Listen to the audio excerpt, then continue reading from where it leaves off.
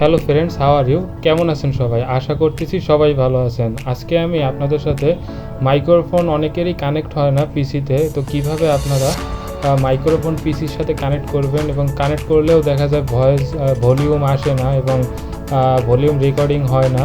দেখা যায় আমরা অনেক সময় রেকর্ডিং করতে নেই, তখন রেকর্ডিং হয় না। তো চলুন শুরু করা যাক। আমার M1 মাইক্রোফোনটি আমি এটি কানেক্ট করে দিব।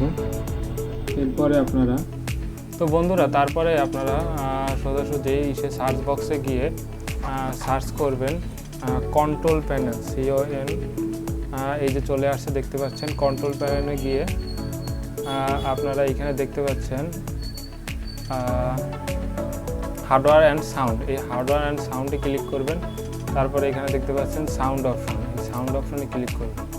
ক্লিক করলে আপনারা দেখতে পাবেন এখানে আমরা যেহেতু রেকর্ডিংয়ের জন্য এখানে দেখতেছি, তো রেকর্ডিংয়ে ক্লিক করবেন। ক্লিক করার পর আপনারা দেখতে পাচ্ছেন এখানে মাইক্রোফোন, তো এখানে আপনার মাইক্রোফোনের উপর ক্লিক করবেন। ক্লিক করার পরে এইখানে আপনারা লেভেল দেখতে পাবেন।